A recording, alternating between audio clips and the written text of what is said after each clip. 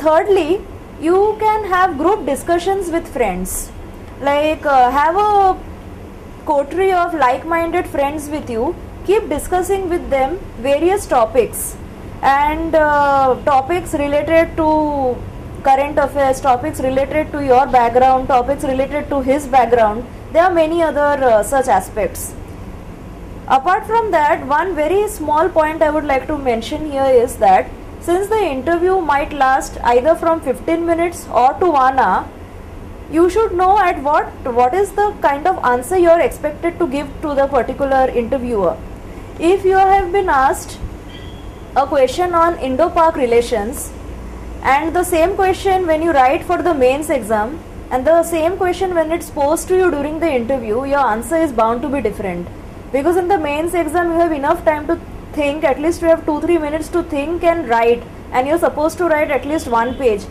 Here you have to put your answer in just about 2-3 minutes, and that too thinking within a spark of a moment.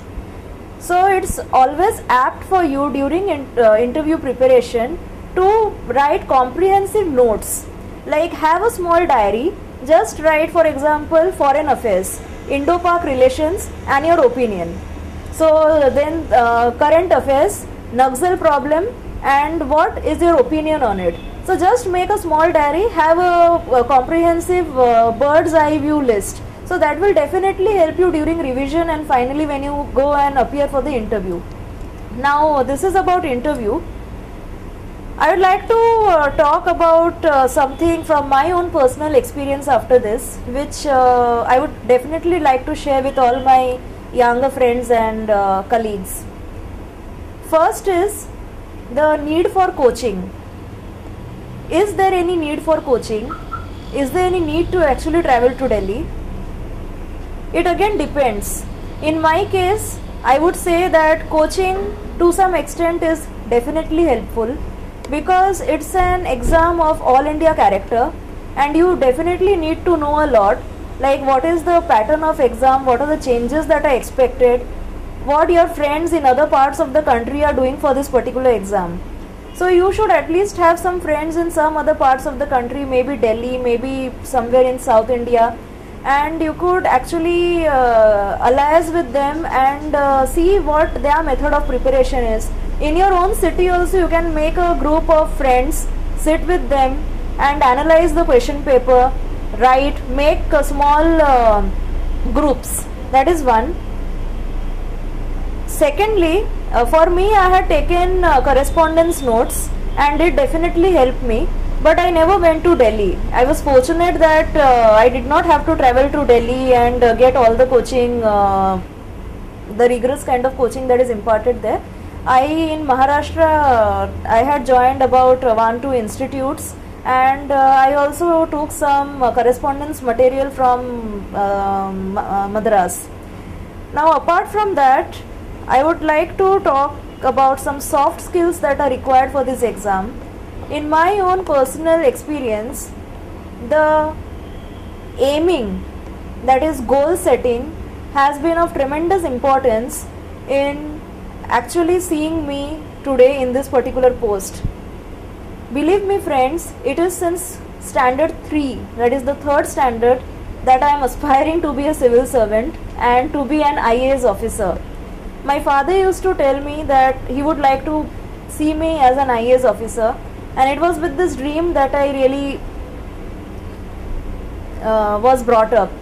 It was in college that I started reading the competition success review. I got a hang of what exactly is the civil services, the importance that this exam has in the life of a person who can really bring about a tremendous improvement in the lives of other common persons around him. To see the smile on the face of the common man. And since 11th standard I started reading the competition success review. I actually started understanding what is the meaning of civil services, had a broad overview of general studies, and gradually it was a long process, but finally it really paid off. So here I would really like to emphasize the importance of goal setting. Have a goal. If it is civil services, you're definitely bound to clear it. And of course, apart from this, a number of other qualities also come in, maybe hard work, maybe perseverance, patience. These are not just that I'm saying, but we have all experienced it. And I would really like to tell you that people who are still in this journey, they are really doing it, and one or the other day you will definitely become what you want to become. A number of people help you in the process: your parents, your some of your very close friends, some of your spouses. They really help you in the process towards culmination of that dream. Finally, I would like to tell you, civil services is a journey towards emancipation of the common man. It's a dream that each of us sees, a dream that is going to be cherished one day, to be nurtured. I would really want each of you who has an aspiration to be in the services to never lose hope, to have that will in you, and to really emancipate the common man. Good luck in this important and beautiful journey, and best of luck. Thank you.